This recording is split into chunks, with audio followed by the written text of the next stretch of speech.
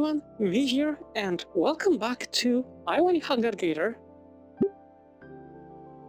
Now, last time, if I remember correct, we had a blast at the arcade and won a rather atrocious plushie, at least according to the guys. And I hope that I managed to finish that episode without cutting off anything important at the very end. One way or another, let's get right back into it.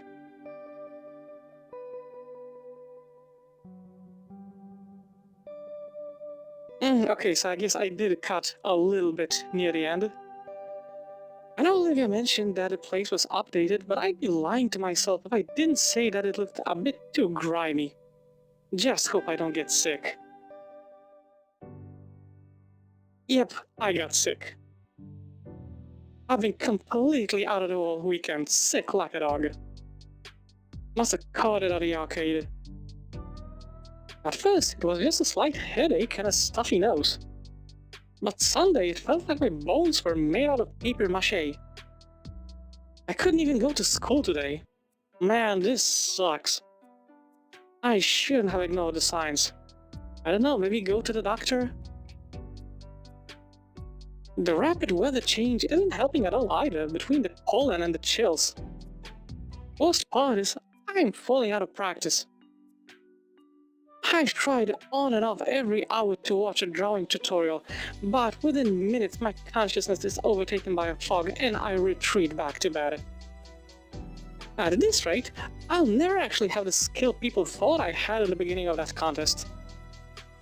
Between the sunlight obscuring clouds and my own bouts of unconsciousness, it feels like I've been sick for weeks instead of just days. I would have asked my parents for some help if they were around. Yeah, but I still had work, and the most help they could be was simply calling into school to let them know I was sick. Parenting 101. Okay. I finish off the cup of medicine I'd made and go back to my noodles. The only reason I'm even conscious right now is because I figured some soup would help with the splitting headaches. And I've made sure the pantry is stocked full of cup ramen.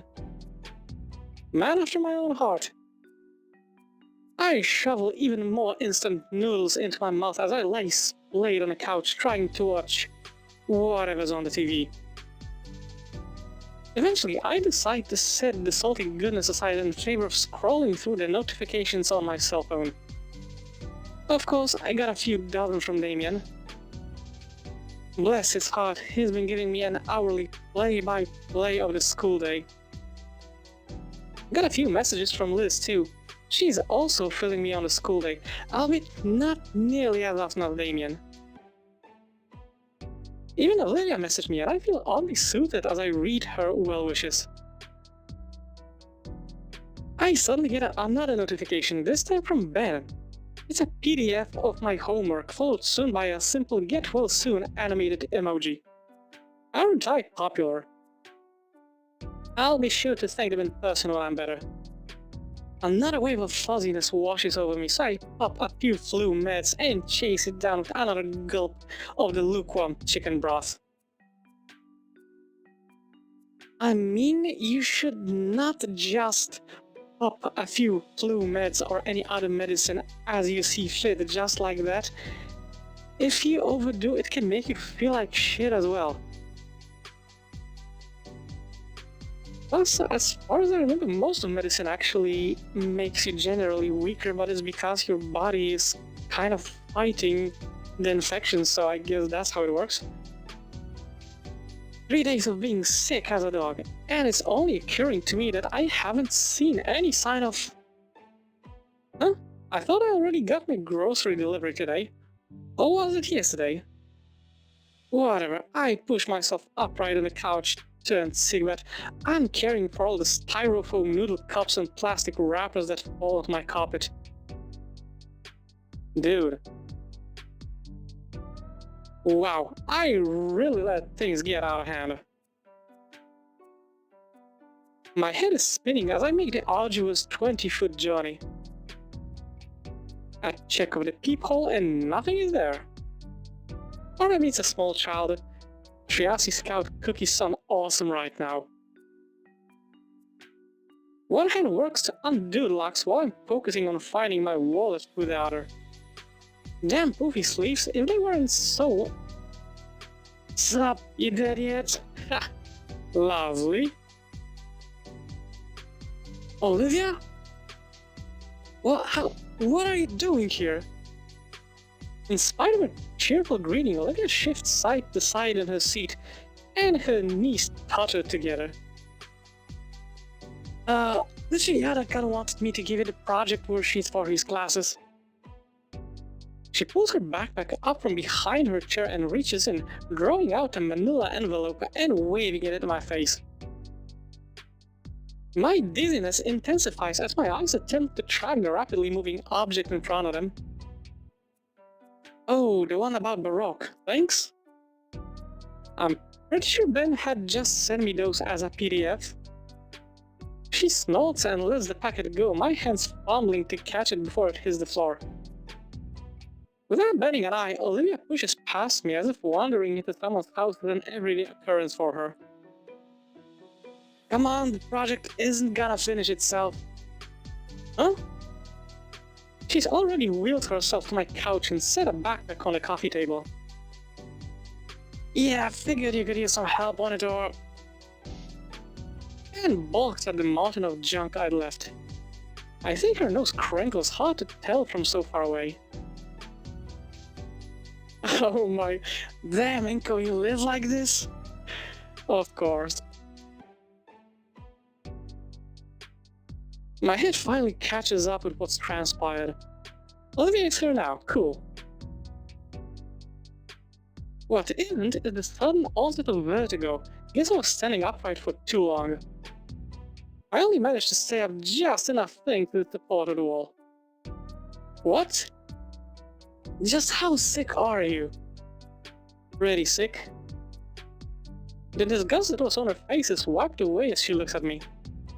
I wonder why. Why is my floor coming at me? Oh, I was about to ask, why is it getting so blurry? Owie. After my impromptu tumble, Olivia had done her best to pull me up and get me to the couch. My robe did make it easy to drag me across the smooth floor of my house.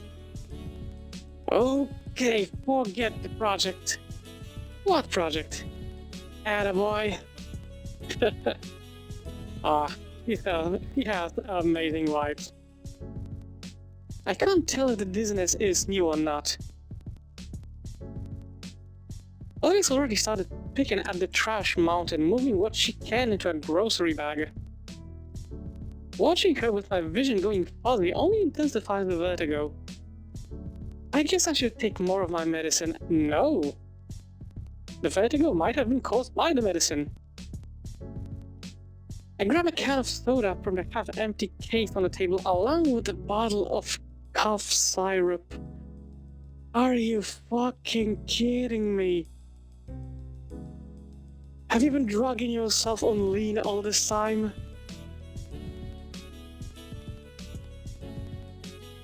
I opened the can and bottle into the glass I'd been using all weekend, watching the delicious mixture slowly become my panacea.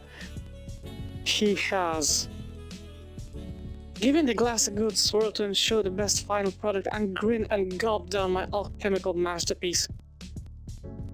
I don't get to finish the drink, however, as an olive green tail slams my midsection and makes me spit up the drink all over myself.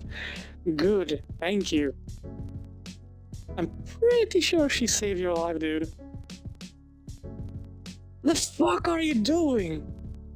No wonder you've been sick as shit. What? I read online that it makes the medicine go down easier.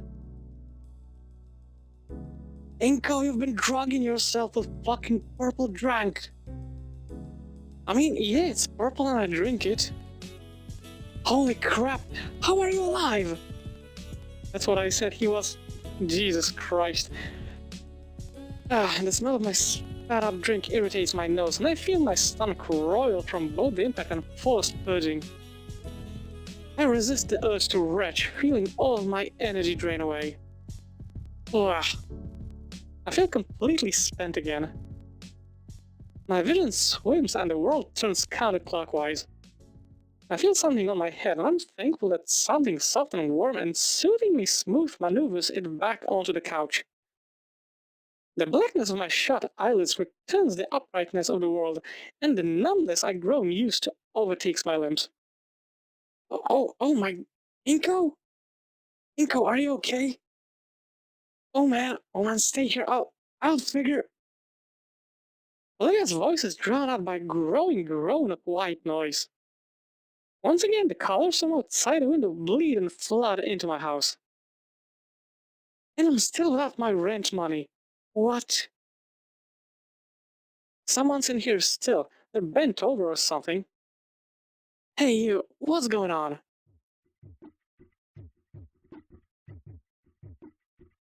Oh Jesus Christ. Are we dreaming in dadaism or something like that? Funny Gator girl on wheels? Okay. Hang on, I'll try to help you out. Okay. Oh, big hugs. I want a hug. What's going on? Who is this? Where's Lucy? Where's my daughter? Okay, so... I see. If men came from monkeys, then how does Coach Sally exist? I think that's the best question out of all these. You know, screw this, I'm going with this one just for the laughs. Don't say anything, you're completely incoherent. Incoherent. Oh, for fuck's sake. That's my name. Before I can say anything, my being faded into the void.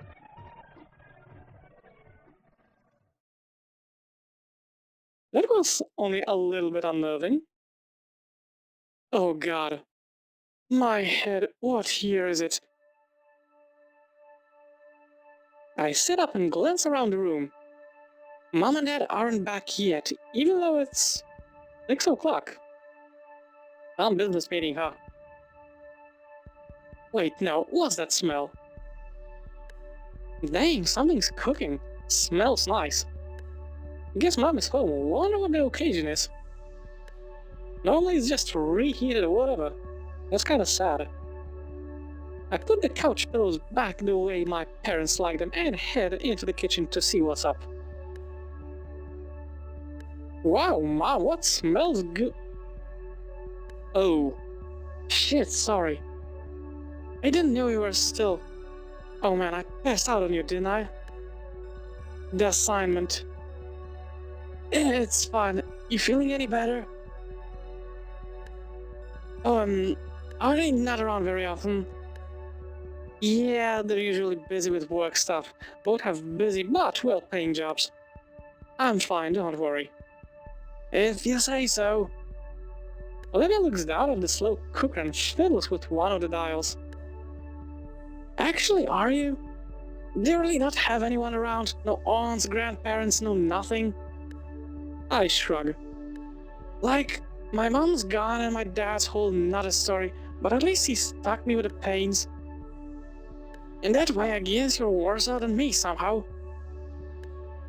The last part she spoke was quieter, and with her downcast face, I can't help but feel I wasn't meant to hear it.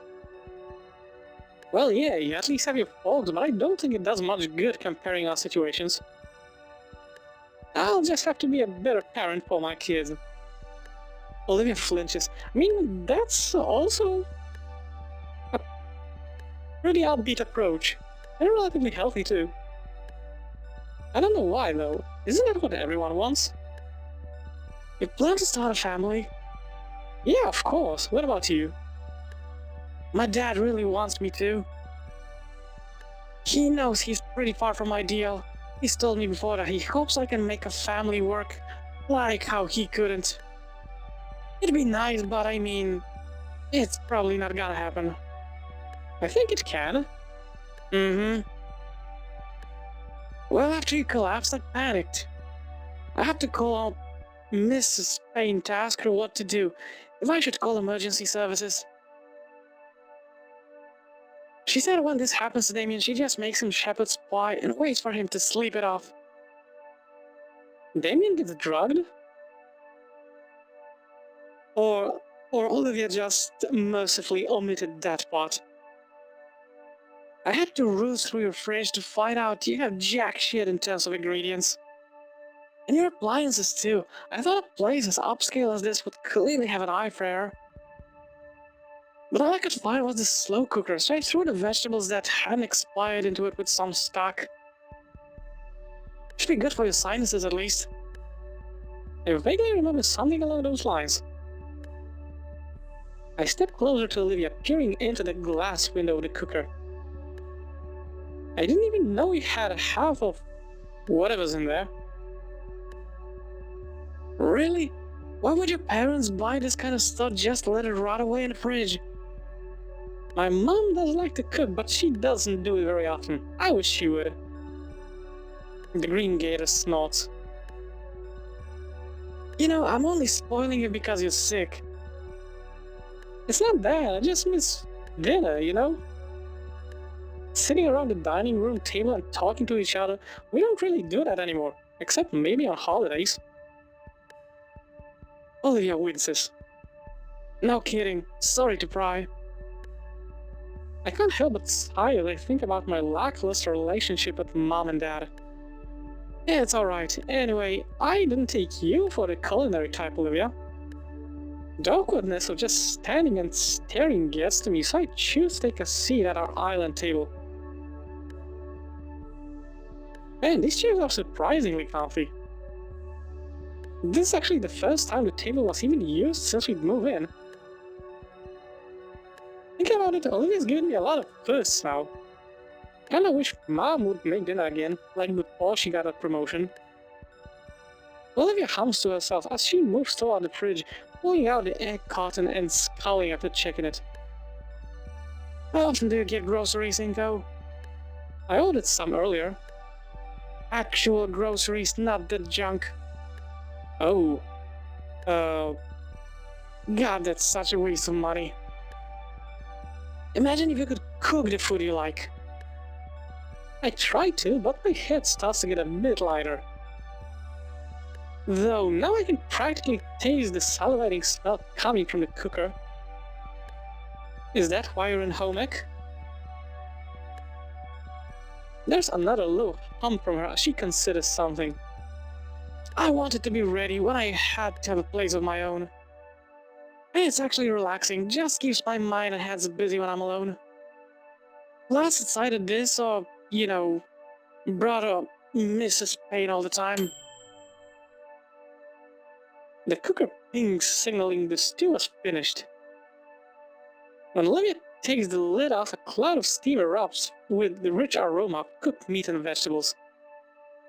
You grab us some bowls. I'm guessing they're in the shelves above. I nod and get up, moving around the table to the shelf with all the bowls.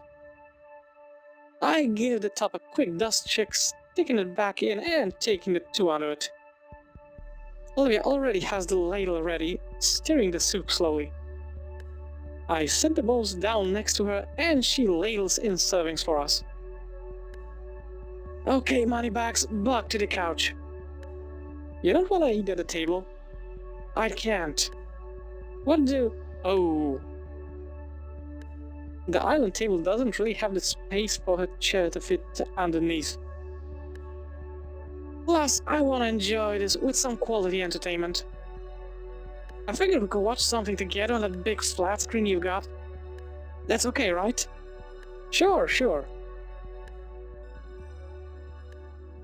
I carry both bowls back to the couch, seeing the entire living room has been cleaned up. Man, I really need to make this up to Olivia somehow. Just watching something doesn't feel like a fair deal at all. I mean, yeah, a girl that you like comes to your house for the first time, and you pass out on her and she's cleaning out all your junk. That's kind of sad in a way. Yeah, not only cooking, but even cleaning up after. I'll find a way to repay her. I sit down at dinner on the coffee table. Before Olivia can say a thing, I place both hands on the corner of the couch and push. Didn't think it'd be so hard, but then again, I am still out of sorts. The space created, however, is enough for Olivia to walk the front of a chair in. Olivia gives me an appreciative nod, then angles her chair in a way to let her use her tail and the couch's arms to pivot herself onto it. Thanks. I give Olivia a small nod and a smile as I grab my spoon off the table. Leaning closer to the bowl, the comforting aroma of the soup wafts up my stuffy nose. First time I'm getting goosebumps that aren't caused by cold splashes. I get a good spoonful of Olivia's homemade remedy, making sure to get some meat and veggies as well. Still piping hot, I blow a bit of air on the spoon to cool it down. Pussy. What? Hey, the last thing I need with this fever is second-degree burns all over my tongue. Whatever you say. Once I feel that it's sufficiently cooled, I slurp up my first spoonful. My dry, tired eyes close in bliss as the flavors wash over my taste, but firing them all off like fireworks. To describe it as just being good would be a severe understatement. The stock is rich and hearty. The meat is well cooked, it could easily fall over the bone it came from. And the vegetables gave it a nice aromatic touch. All of it well seasoned and spiced. It's like I'm experiencing that scene from from Ratatouille, okay. Sensing and seeing the different flavors move and dance around in my mind. For a brief moment, I forgot all about my fever, and I only felt the warm presence of the soup envelop me like a cozy blanket. Is it good? Like a record scratch, I'm taken out of my experience and brought back to earth by the baryonyx's voice. I look to see Olivia giving me a questioning look, idly crunching and munching her soup. I also realize I'm sunk into the couch, my arms to the side like a ragdoll's. Felt like my body was weighed down from both my sickness and the soup. Guess I got lost in the broth. Wow, Olivia, this soup is amazing. Olivia rolls her eyes at my enthusiastic compliment, but lets out a tiny smile. It's nothing, I just threw shit together in a pot and called it food. Anyone could do that. Olivia looks away, once again cutting herself short. With weak strength, I lift myself up from the couch's gravitational pull to better look at the shining scaly. I'm serious, this is the most delicious soup I've ever had. Olivia moves her head back closer to me, but still avoids my gaze, her smile a little weaker. Alright, I get it. You don't have to make it sound better than it is. It's just helping out your flu. I'm not saying it because of the flu. Honestly, you have a real talent for cooking. Olivia turns towards me, her smile still small but filled with honest joy. You really think so? I nod, even as the soothing warmth of Olivia's soup settles in, and manage to return her meek smile with my own tired one. I know so. Aww. And there's the happy blush. Her eyes dart around for anything else to focus on, desperately trying to redirect her fluster. She shakes the flush off her face and checks around for her bag. Well, I'll get going. Going? Thought you were wanting to get caught up on your shows. Well... Remote's right there. This is the least I can do after your help today. What were you wanting to watch? She eyes the remote and the oversized screen on our wall. A few things, nothing in particular. I remember you asking last month for some recommendations, so I've been thinking of a few you might like, but if you're sick and all, I don't want to. Yeah, I'd love to see what you have. My parents probably won't be back to hug it for another few hours. If they come back tonight at all. so it's a pretty good time. You're really sure? Sure, I'm sure. Show me all about the deep cultural meaning of animated dinosaur folk cartoons. He had to go there. Oh my, you're lucky you're sick right now. Yep. Olivia takes the remote and flicks the TV on.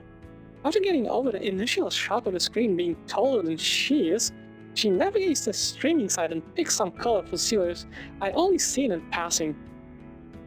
This one has a rough pilot, but it gets better a few episodes in, and the animation is top-notch.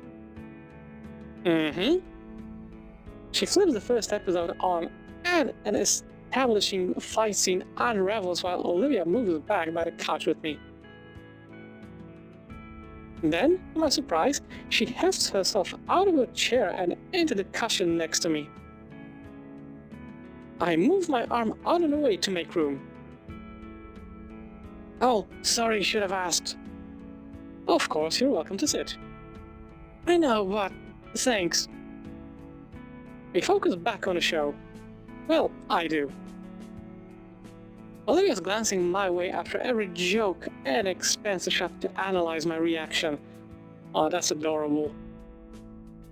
And when it's not for that, it's a forewarning that something a bit cheesy was about to happen. Eventually, the first episode closes. The heroes are ready to begin the journey for real in the following one. The credits scroll and Olivia swishes her hair aside with her fingertips. So, yeah, it's pretty good, I guess. I don't know, what do you think? I liked it, yeah. Really? Oh my god. That face. That adorable face. Well, they got the whole season. Do you want to see more? Wait, didn't you say you wanted to catch up on your shows? This is the pilot episode. She follows the remote in her hands and has to catch it midair. Well, yeah. Just figure you should know what's going on so you're not lost, you know? But if you want to keep watching this, that's fun too. She quickly pushes the button to start the next episode without my response. Cute is all that runs through my mind at her attempts to cover for a small mistake. She's probably just refreshing her memory and... I wonder why I thought cute fit. Well, it does. Hell, endearing. Every time she glances over as if I wouldn't enjoy the show. Sure, Mom and Dad aren't in any rush back. The characters on screen freeze. Oh shoot, did the Wi-Fi go out again? I try to stand up, but a brutish heavy limb anchors my lap back down. Olivia's tail feels like a boulder across my legs, keeping me from standing. Olivia? I just paused it and go... Oh. There's a complicated expression on her face. Is it normal? Is what normal? She chews her lips slowly in consideration.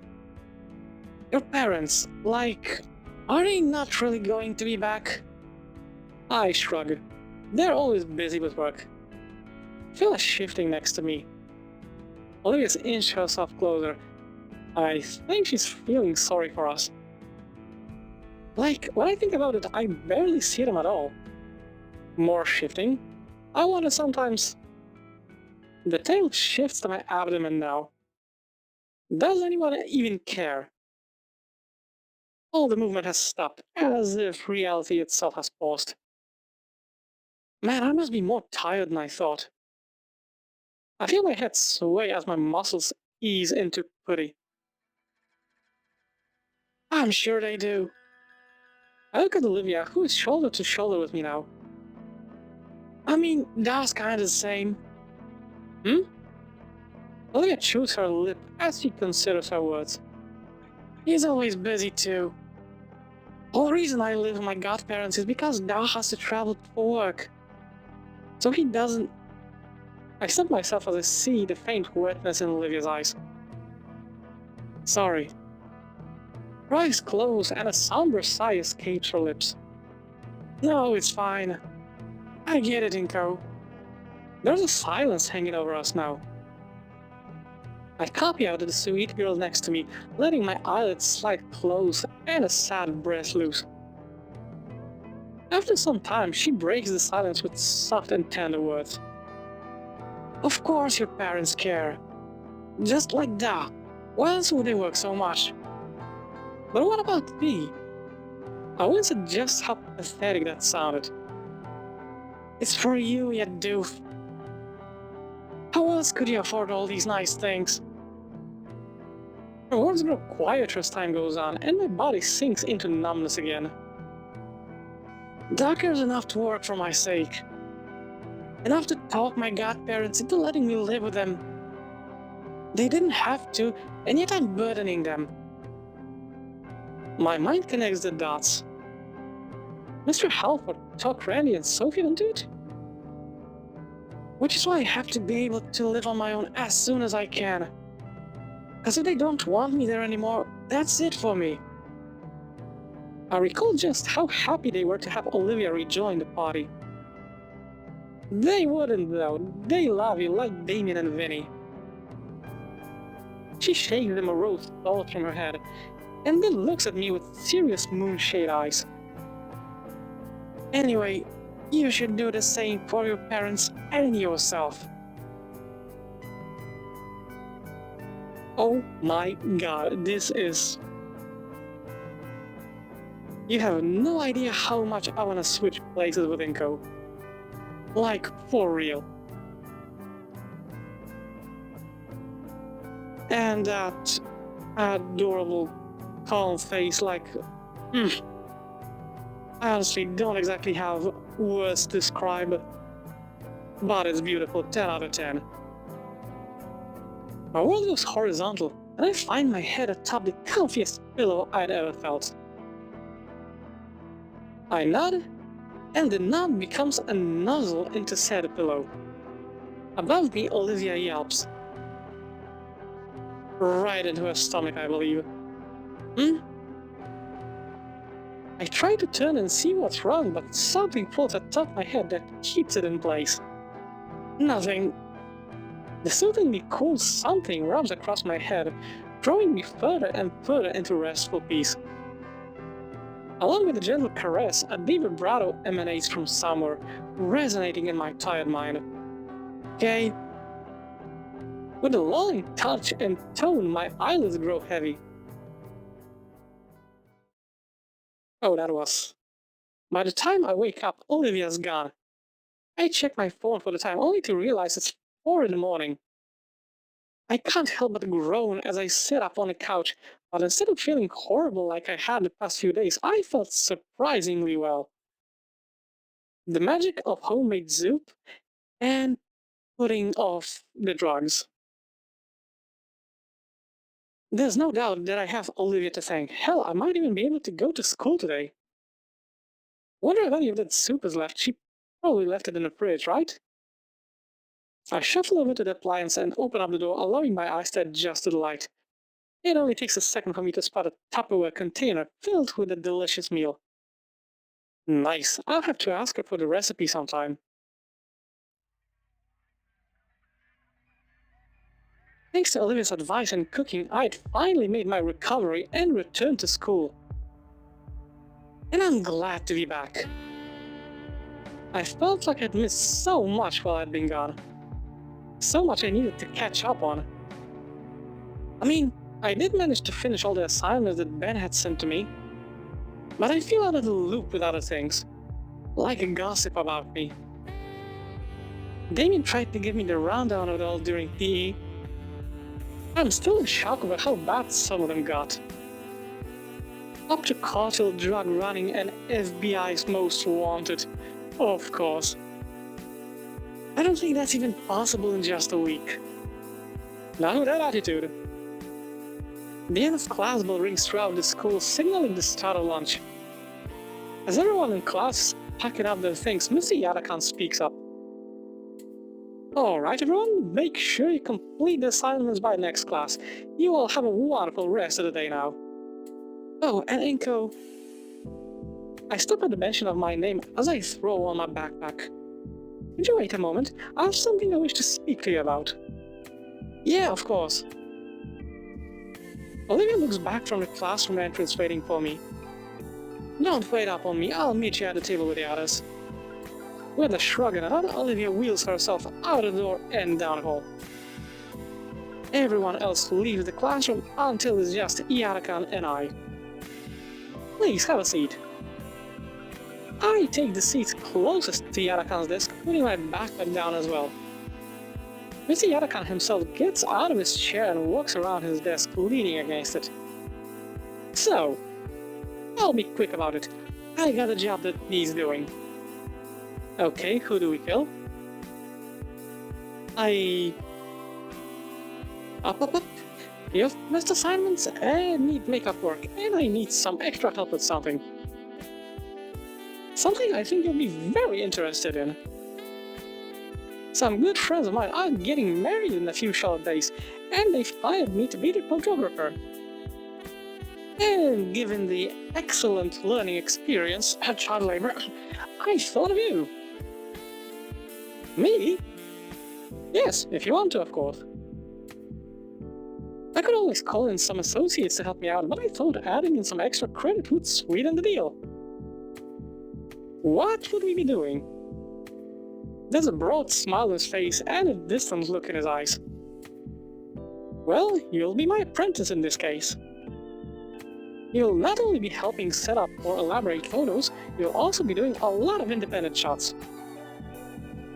You mean I'll be taking my own pictures? Yep. In fact, you'll be using my SLRs and lenses for this, to keep all the shots uniform. The idea of finally getting to use something like Mr. Yarakan's $1,000 payment makes my head swim. So, what do you say, interested? It certainly seems like a hefty task, even if Yarakan would be there to help us. Then again, Yarakan wouldn't be offering the job if he didn't think I was capable of doing it. This would technically be my first official photography gig. And a wedding shoot to boot. It sounds so daunting yet enticing. I would love to. Alright, sounds like a done deal. It's after school today, we can talk about it more later. And now, you should be getting along to lunch. Thank you, Mr. Yarakan. I give the teacher a nod and grab my backpack. Just as I head out the door, my curiosity gets the better of me. So, lucky couple, if you don't mind me asking. The school nurse, actually. The husband-to-be is also a good friend of mine. Oh, neat. I make a mental note to give my well wishes to the nurse if I see her before the wedding. With that, I wave Mr. Yarakan goodbye and head down the hallway. Wait. Friday? But I was going to practice painting then. I already agreed to go. But if I didn't, it's real photography. It's not even a question what I should go to, but geez.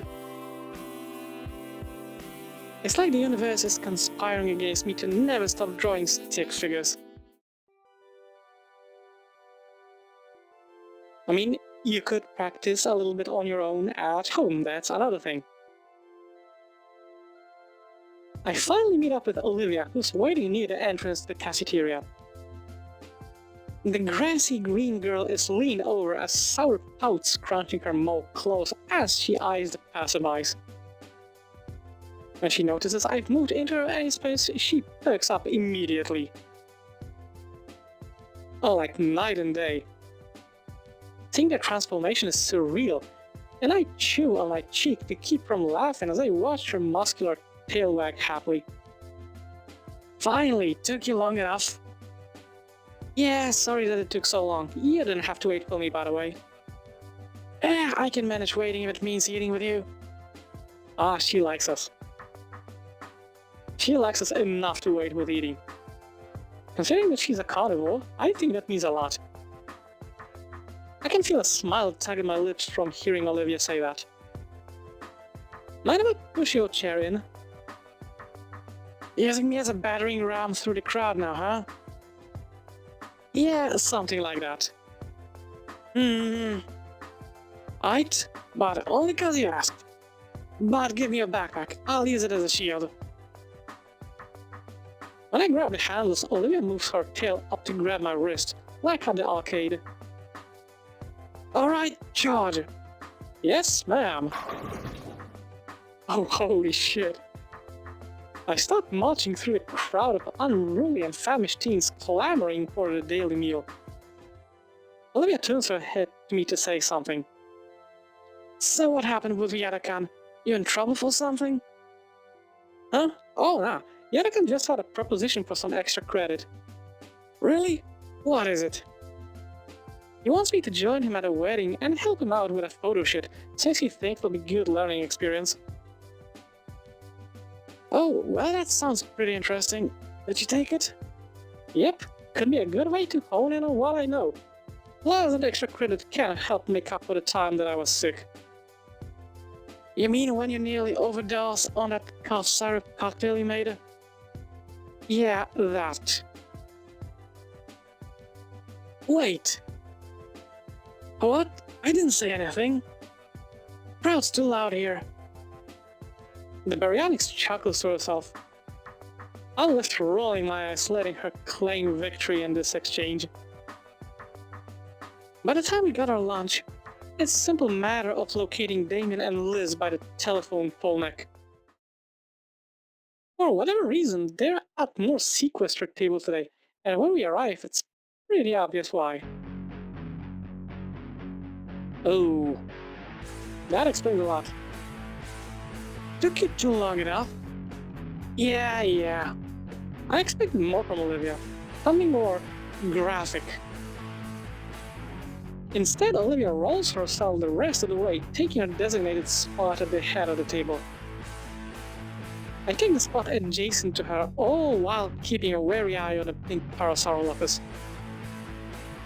It seems like Mia's rage against me has simmered down over time, but that air of uncertainty and uneasiness still wavered around her. The best I can do is act friendly. Hey Mia, is there something you need? Need? Nah, just here to catch up with my good pal here. While the red-scaled menace turns towards Olivia, her rolling eyes remain locked on her soggy chicken she's eating menacingly. I thought you were asking Liz for her homework, though. That too. Ah, right. Here, guys. A pair of soda cans are rolled down the table, and I think, Raptor Christ, I'm able to catch both before they ram into my tray of questionable lunch meat. You guys were taking a while, so I grabbed the drinks today. No, you didn't. Mia gave those to you. Well, she did it because I thought about doing it. She's trying to bribe you for the math answers I helped you with earlier. Lizzie, I can't believe you would imply something like that about me. But it's true. Hey, free soda's free soda, man. Damien... Well, I mean, okay. You can just go, like, fuck it, free soda. But... like, for real. Pick your enemies, man. At any rate, the real reason I'm here is... Stay, Olivia. You leave your phone at home or something? People are trying to contact you all day. Oh. Olivia pulls her phone out from her jacket pocket. I catch a glimpse of her wallpaper, a comical portrait of guts that she probably doodled. Yeah, I ran out of service for the month. What in the hell? You don't got a proper monthly plan?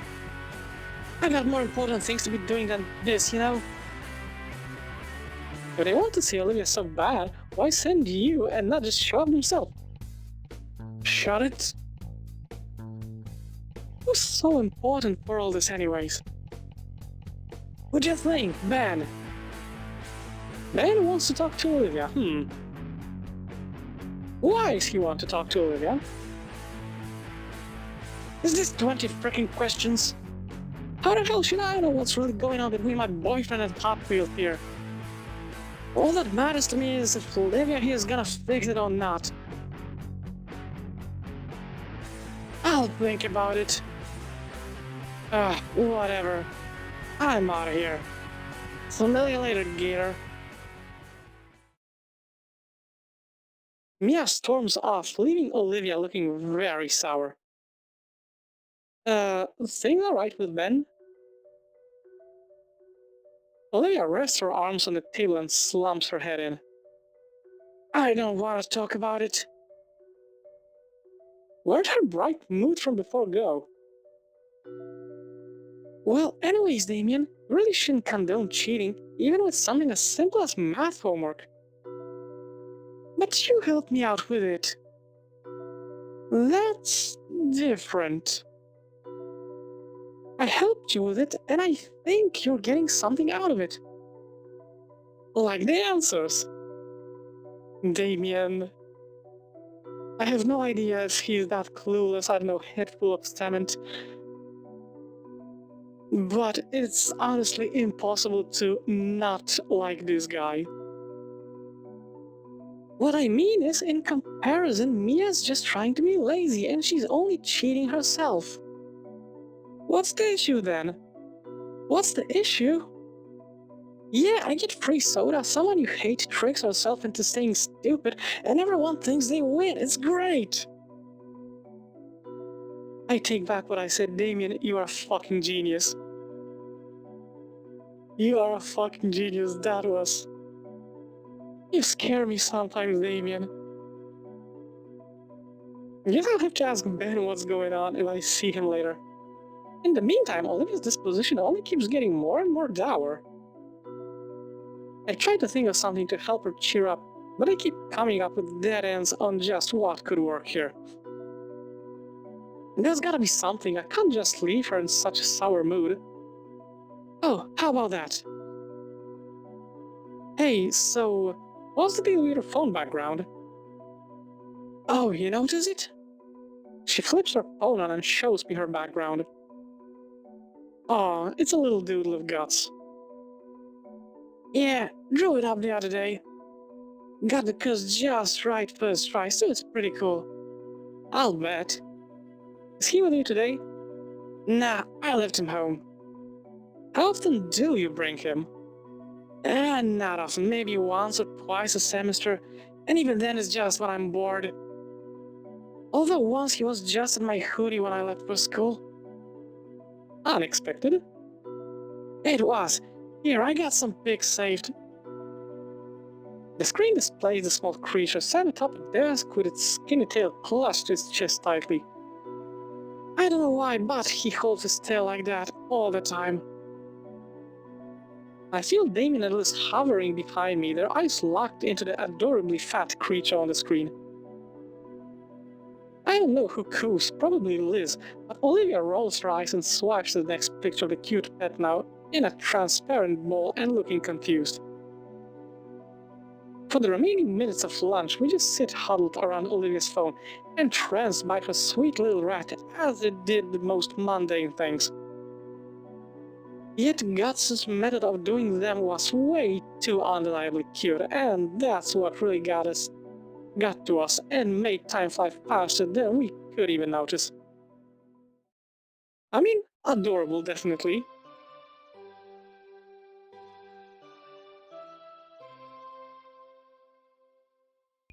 And the bell. I blink a couple of times and stretch my arms and legs as I get up from my desk. Miss Procklin really knows how to make 40 minutes feel like 80. Well, at least it's time to practice painting for real, for real. Wait, no, Ayada kinda roped me into the photo shoot. Can't practice painting, can't get good at anything. Why is it every time I try to actually improve, something like this happens? At this rate, I'll never get good enough to get a real following.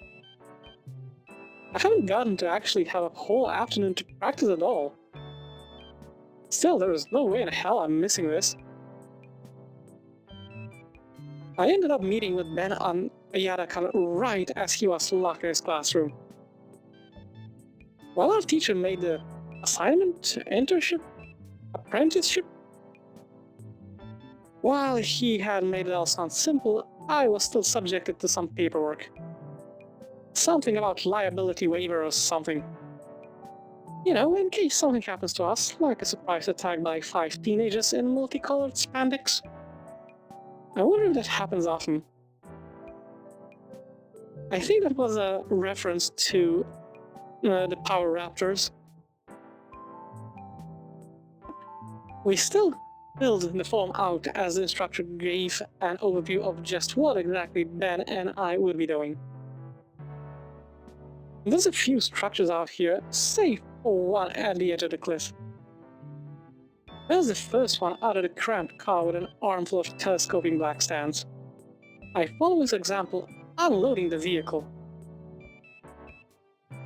Alright, you two, you remember what you're doing tonight? Yes, sir. After we set up a photo station in the corner of the hall, we'll be taking turns walking the reception, taking pictures of the guests. Perfect. I'll be with the wedding party the entire time. So if you need me, just look for the gaggle of similarly dressed women screeching and you'll find me. He grins as he helps carry the last of the lightest equipment from the trunk. Remember, this is actual work, so be polite, be efficient, but most importantly, have a plan to kill everyone you meet. Ben and I sit upright at the attention, ready for any order our teacher will give us. Have fun. I mean, okay, that works too. But trust me, the clients will appreciate it more. Finally finished with the unloading, I inhaled the mixed aroma of ocean and flowers.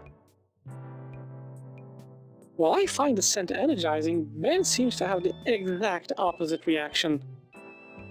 His brows pinch together in disgust as he tries in futility to fan away the air with one hand while covering his nose with the other. I think I'm going to be sick on one next with this weather. At least the view's great. That it is, yeah. He doesn't seem too enthusiastic. Mr. Yarakan leads us through a small garden out front and into the reception hall. It's a spacious wedding tent adorned with all sorts of flora and high-end lighting keeping the place warm and lit. Okay, you guys know how to set up here. I'm going to get to business. Yes, sir. He leaves us stepping into the ongoing ceremony with a primed camera and tripod. Ben and I exchange a single glance before we both resign ourselves to the daunting task. First on the list is the telescopic stands for the cameras. From experience, it doesn't take us too long to get those in place. Next are the reflectors and strobe lights, all packed in heavy cases that have to be hauled inside. By my third case, I'm already exhausted.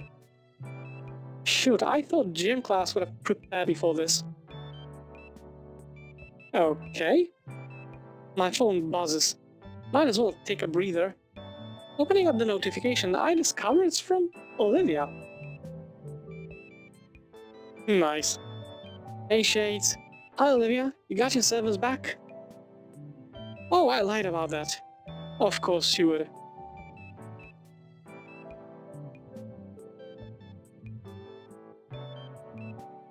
So you live with Yarakan after school? What's up with that? I literally told you I got roped into photo shoots. I'm helping him with a wedding photo shoot.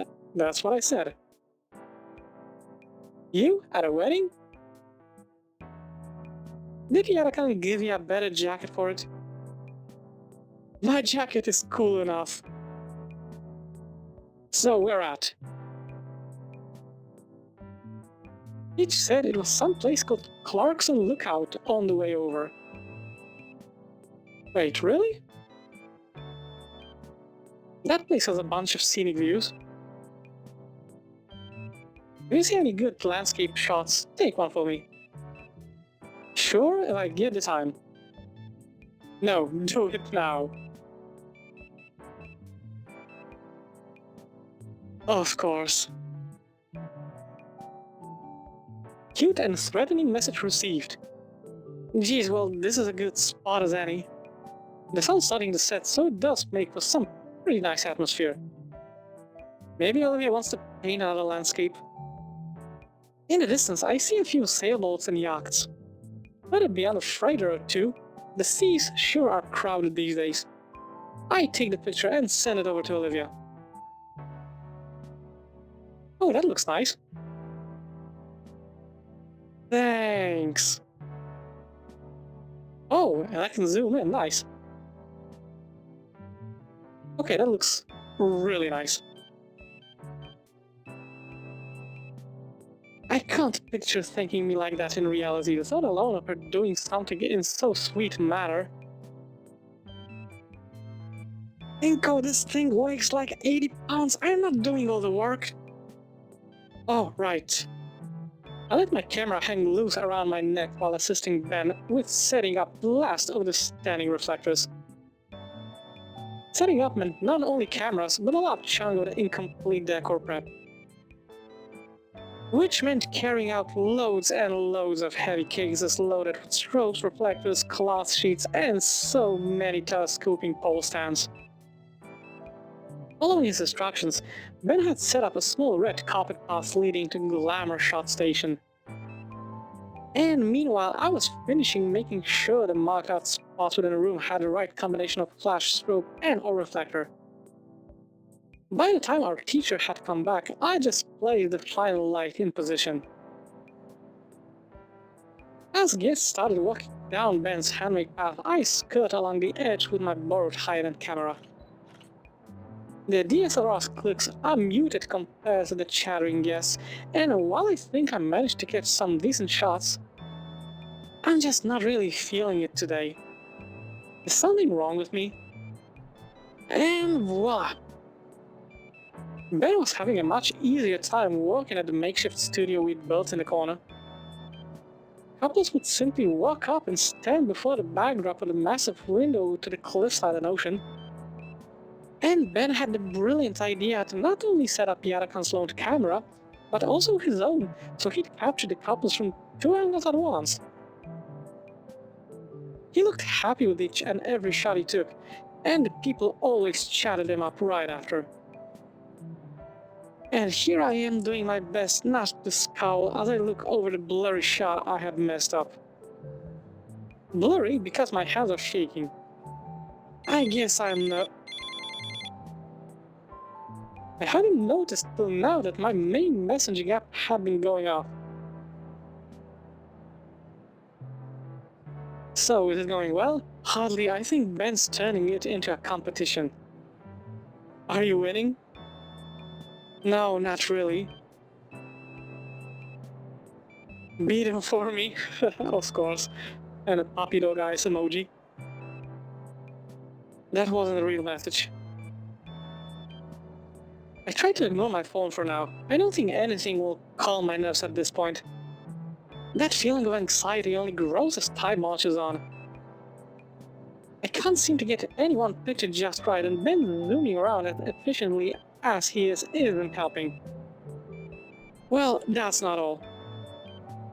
Olivia's messages are just throwing me off. Then don't read them. Just break his flashing stick thingy low, then his pics will be super dark. How out of date is Olivia to think we still use flashbangs? Or lock him in a bathroom or something. I don't think that's sportsmanlike or legal. Oh, I just remembered I need another pic. Can you try shoving him into the wedding cake and taking a pic of him smashed onto the floor? I need it for a... muse. That. Do it for me. Come on, that's just violent. But funny. Just barely within my peripheral vision, I spot a perfect shot of an older couple. The parents of the groom, I believe. That's a good chance. I bring the borrowed camera up, look through the viewfinder and see that the parents have already moved away and into another group. The camera slips from my grip, but luckily the neck strap holds it safely against my chest. Okay, I need a break. I find an appropriate place to sneak outside and go around the building, slumping down against the brick siding. It's really twilight now. The ocean's reflection of the sun is getting very close to meeting the real thing. My phone buzzes once more and something in me jumps. It's not fear though, just wish I knew what it was. Olivia sends a video of Guts running around a maze she put together using cardboard and school supplies. When he comes out the other end, she gives him a great bite into her palm. Oh, I was never really fond of rodents, but seeing Olivia's videos and little doodles is really starting to sway me. There's something about seeing Olivia having such a strong bond with Guts and caring for him that warms my heart. It's hard to believe that this is the same girl that used to give me nothing but icy stares when I first met her. I'm glad she feels comfortable enough with me to let her defenses down and be herself. As I continue snapping photos, my trek around the hole to find good photo ops leads me to the stage where the DJ once was. Shame that I didn't get any good shots of him while he was here. Maybe Ben got some decent pictures. Looking through the camera lens, I see that there's a gentleman sitting on the steps that led up to the stage, finishing off a cigarette. There's someone over on the steps taking a deep drag of a cigarette and blowing the smoke up towards the window. A truly iconic display of suavity. Before I know it, I've taken several shots. He seems like he wants to be left alone, but he doesn't mind, right? Hey, kid. Oh, for fuck's sake, are you kidding me? Is this the taxi cab driver? At least get my good side, will ya? Oh. I step closer, readjusting my camera settings and scrambling for an explanation. Sorry about that, I wasn't sure if you wanted the attention. It's alright, people say I got a kinda resting bitch face. Though I can't lie, I'm pretty exhausted, kid. Especially after I had to carry the new missus down the aisle all the way to the car. So he's getting married. I mean, okay, good for him. Ah, so this is the groom. So, you gonna take a photo or what? Oh, right, sorry. As I raise my camera, the groom takes a thinker-esque pose, taking a drag from his cigarette. After a few clicks and a couple of slight adjustments to my position, I believe I got some pretty good shots in there. There we are. The groom blows a plume of smoke from his mouth before leaning over to see the captures. Smells like a Vegas hotel. I give the groom time to look at each photo thoroughly before moving to the next one. These are pretty good, kid. Managed to make this mug of mine look halfway decent. He lets out a scratchy chuckle as he takes another puff of his cigarette before snuffing what little was left of it onto the floor. Thanks.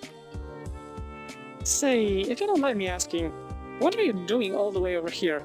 It's your big day, isn't it? As the groom lets out another plume, he's already begun to dig up another cigarette. Lighting the new cig casually, he begins to inhale it. And keep inhaling it. He holds up a finger as he continues inhaling until the cigarette is finished and he finally exhaling a stream of lung cancer slowly over the course of 30 seconds. Holy shit. That's not healthy, but impressive as fuck. Sir? Of course it is, just having a little rest is all. I mean, this has been the happiest day in my life, but it's tiring as all hell.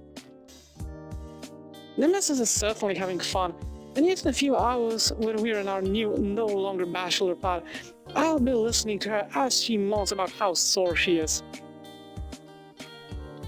The groom lets out another plume of smoke, this time through his nostrils. But hey, if that's the price I gotta pay, holy matrimony and all that jazz. Definitely feels like the groom is playing it on a bit thick to who is essentially a stranger to him, and yet I can understand what he means. You know, you've been going around the whole reception snapping photos, why don't you take a break too? He motions his hand to the nearby stage as an available seat. I settle myself on the stage as the groom then fills with a small packet. Looking closer, it's a still sealed pack of cigarettes. Friend told me a bit about you, know. Who? Your camera teacher, or whatever he's called at your school? Says you're a good kid and all, though a bit clueless. Hey! The groom lets out another guffaw as he cracks open the pack of cigs and plucks out a fresh cancer stick. His words, not mine. How do you know him? We've known each other for ages. He actually helped me meet the missus. Funny how that works out. Wow, Mr. Yadakan was your wingman? Heh, he always hated how I told him that. I'd give him a lift to some field trip he had to chaperone. Don't know why, he could have taken the school bus. But as soon as I got there, I met the rest of his co-workers, including my would-be wife. Taro tricked me into also chaperoning too, saying I could use the time to get to know her better. Geez, maybe I should be asking him. Well, no, I can't. Can't what? Nothing important. Have a teacher tell you how to court a lady friend, right? Hey, no. Another one of his students, your classmate, yeah? It's not like that. Ah, come on, I know you wanna talk about girls. That's always fun. Humor me a bit. She's just a good friend. The word stays bitter on my tongue for some reason. Sure, kid, sure. We've got a few more minutes of quiet while Bridezilla and her mates of murder fight over the bouquet. I quickly glance over to see a woman twice my age wielding a folding chair like it was a battle axe. Holy shit. But from the wedding that I've seen myself, not that far off. Friend can't help you there, but I can. So this good friend of yours, what's she like? Well, it's a bit of a complicated history. Oh? I mean, when I first met her, she was very cynical and sarcastic. Well, she's still sarcastic, but in a light-hearted way. Even with her friends, she was a little distant. But when she's painting or gushing about some franchise or obscure anime, there's this unashamed excitement and passion in it. I haven't met anyone with that kind of energy before. Once I get to know her, she's just nice under it all. That everything? Well, yeah. I think she drew me carrying her once. Whistle. Well, shoot. He slices the ring off his finger and holds it up to me. You want this? Sounds like you need it more than me. Subtle. Kidding, I'm kidding. But dang, sounds pretty cut and dry to me. Never had a crush before. Not on anyone I know personally. Your folks together? Yeah. They love each other too, yeah? Yeah, I guess they do. You guess? It's complicated. They're around so little I don't even know what their love looks like, how they interact. If they even love each other at all. And it's sad. They never told me their story, why they're together. Anything that would prepare me for the future was outsourced. As far back as I remember, whenever my parents weren't around, there was a screen nearby. And they weren't around often. I've always had that little electronic friend in my pocket telling me how great I was at everything. That's been my only help to get through life. All the best ways to have the best friendships, hobbies, romance. But it feels worthless now, I'm not prepared. I don't even know if what this is love. Okay. Caught me a little bit off guard with that. This guy seems to think so, though. He'll help me out. I see him putting some words together now. Let me give you a little anecdote, kid. The groom finally lights up a cigarette, though this time he's slow to puff on it. See my beautiful bride over there? Yes, I do, and she's quite pretty. Lucky guy. He motions with a dull ember of his smoke to where the bridesmaids were still violently wrestling and the bride acted as a referee. Even if we had never met, and this was a happenstance meeting, I'd see her over there. And I just know I love her. Yeah? Yep. Is that it? Yeah. Aren't you trying to give me a little push, convince me I like this girl?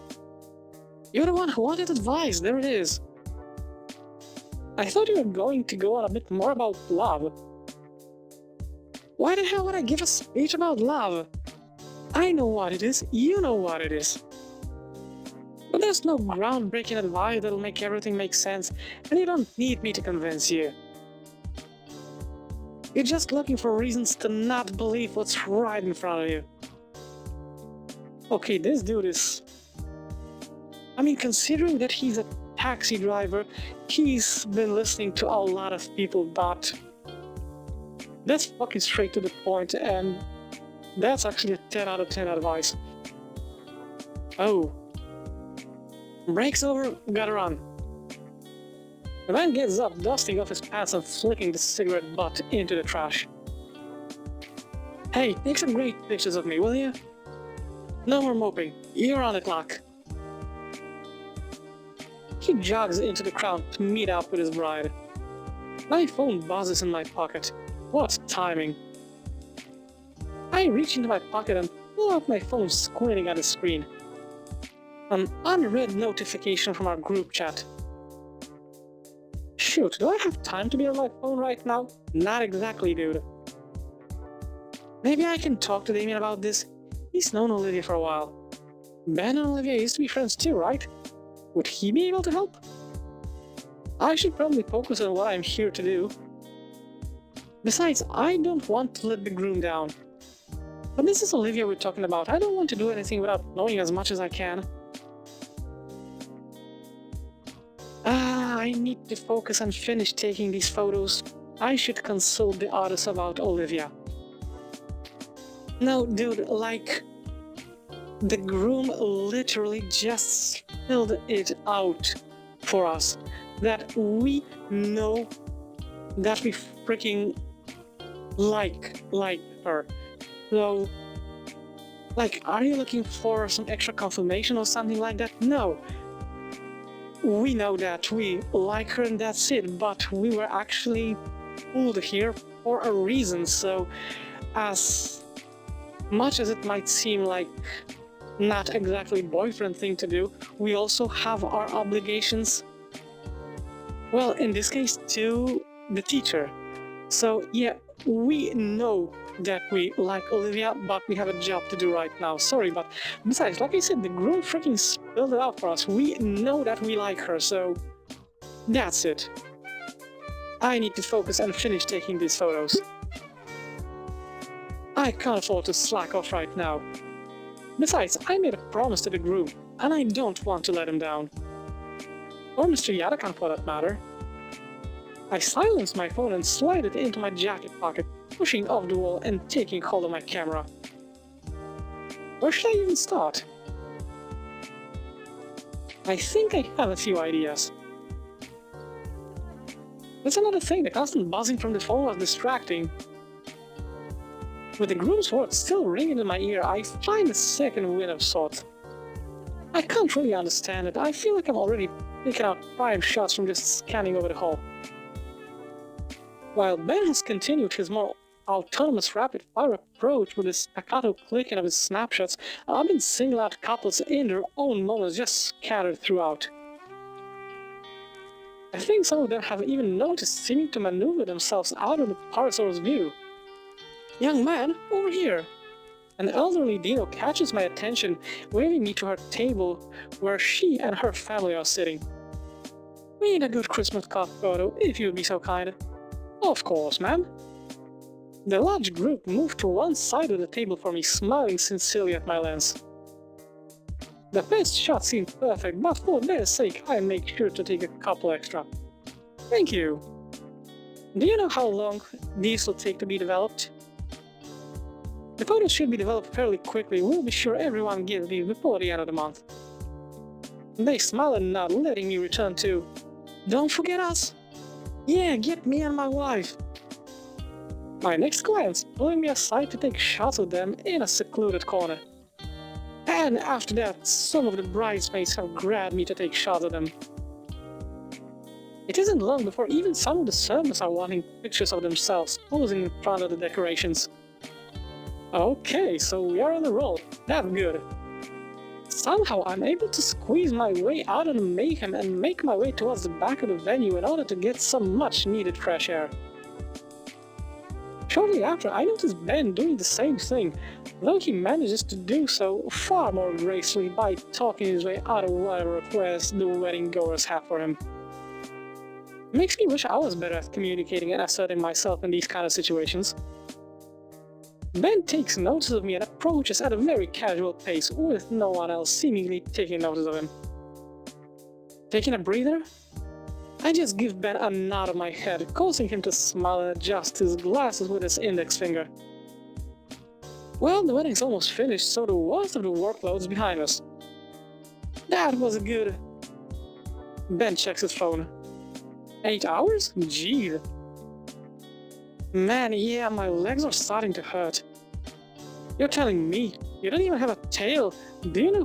How do you think I feel? I mean, I'm guessing that's like an extra 15 to 20 pounds. We sigh together. It's the first bit of silence we've had in a while. Across the room, the bride slumps into a chair, trying to kick her heels off. The groom sees me and shrugs a bit, smirking. So, how are you feeling about the pictures you've taken? I think I'm pretty confident in mine. Once you have the right equipment, it's just a matter of socializing right and getting the right shots for these sort of events. I mean, equipment is one thing, but passion and skills is the other. I'm satisfied, you? Honestly, I'm not sure. I've been taking all these pictures right, but it's like... something's missing. Missing? You make it sound like some grand art thing. I mean, isn't it? I know. Back across the room, the bride motions to her new husband. It looks like it's the time of night for him to carry her out in his arms like in all the movies. She was probably not expecting those slick moves to position her on his back like a child. He laughs to himself while she pouts loudly and holds on his hair to keep a balance. Wait, I gotta... This actually looks freaking adorable. This looks beautiful, honestly, that's way better than the regular carrying. 10 out of 10, I love this. It looks juvenile, honestly, as the bride taps at the exalted groom's head with balled-up fists, but he's laughing. A laugh so infectious that her pout is replaced with delighted giggles of her own when he finally catches her hand in his and just holds it. Once again they're talking, and the bride is melting into putty at his quiet words. For how maniacal it is, and how crude that guy was earlier, that understanding and genuine playfulness between them. Without a thought, I'm already looking through the viewfinder and making the focus adjustments for the perfect shot. Ah, beautiful. The shot is cheesy but sincere. They both look beyond exhausted, and the clothes showing the wear and tear of the night, and the body language screaming their need for sleep. And also the smiles they have as they try and look at each other in their awkward positions speak metric volumes of just how happy they are after all. Why'd you do what? Huh? Do what? You took a picture just now. Did I? When did my finger get placed over the shutter button? I guess I did. I checked the new entry in the camera roll. Careful, that's an easy way to waste a lot of memory. Ben, don't be a bitch. Should probably just delete it. Fuck you! Sounds like you're jealous. Delete it, huh? I think it'll be fine. I actually got a good feeling about it. It seemed pretty natural, you know? Ben rolls his eyes. Fuck you too, buddy. If you say so. Before the Parasaur turns to go back to his assembly line photo taking, I grab his shoulder. By the way, Ben. Mia stopped by our lunch table earlier today to complain to Olivia. Oh boy. Said you were trying to call her, but was upset she wasn't picking up. I don't want to pry into your personal business, but aren't you two on bad terms? Huh? What are you talking about? What? I haven't spoken to Olivia in ages. Huh. I thought you were above gossiping, Co. Sorry, Alright, you boys ready to pack up?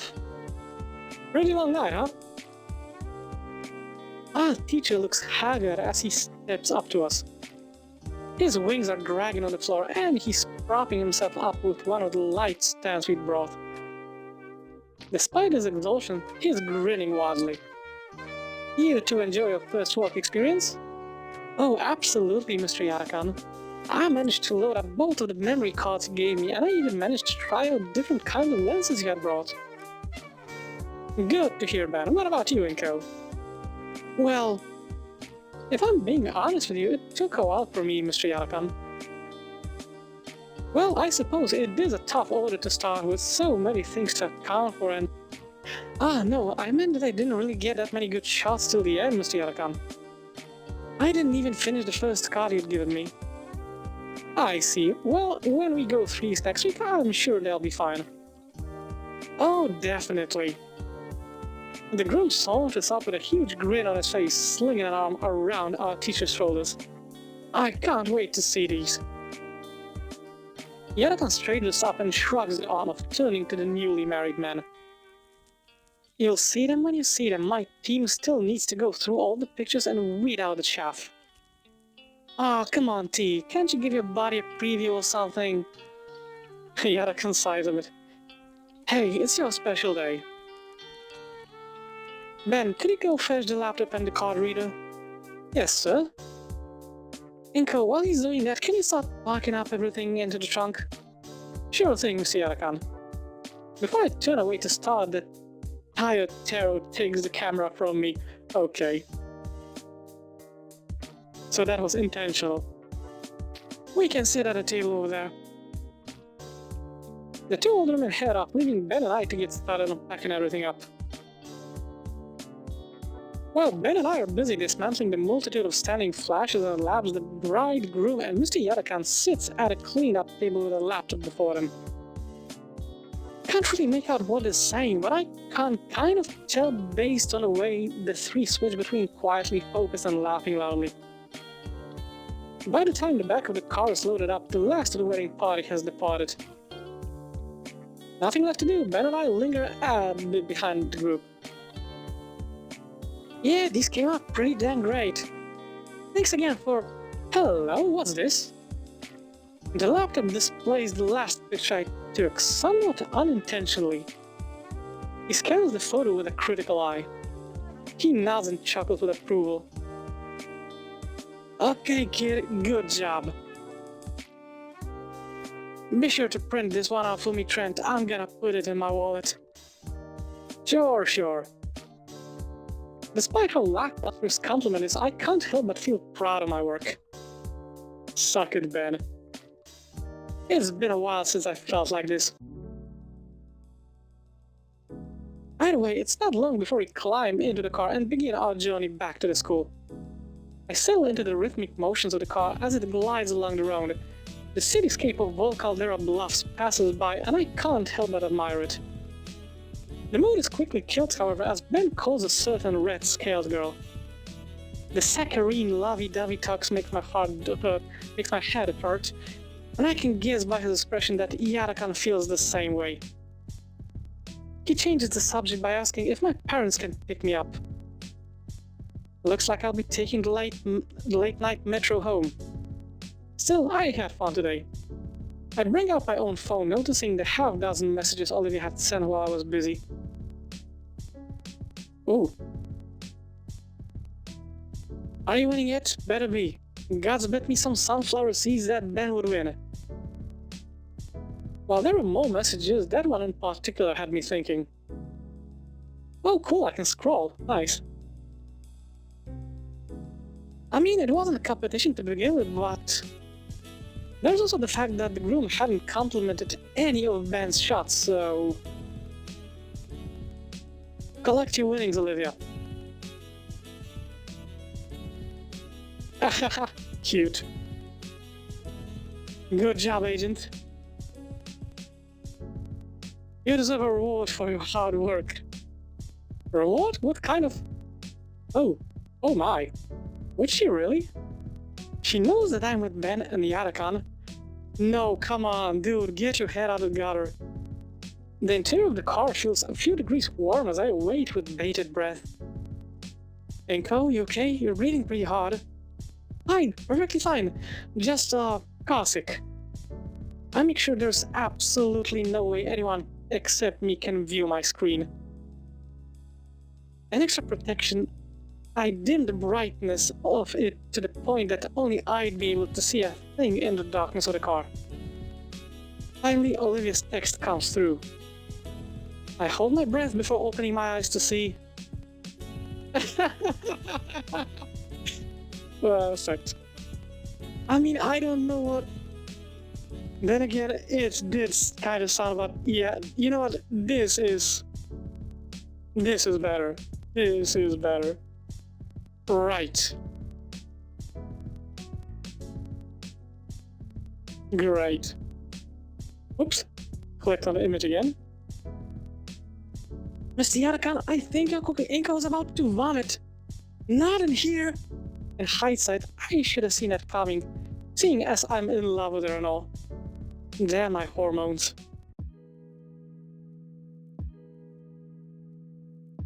Okay, so now I know that this is definitely a new scene, so I can wrap the entire episode up over here right now. Like I said, I know that the episodes are longer than what I normally did, especially when it came to Snoot, but I do not want to, stop right in the middle of a scene. Still not exactly doing good with those, but yeah, at least I'm trying with this. So, saving up over here, because that's definitely like a new day, new scene.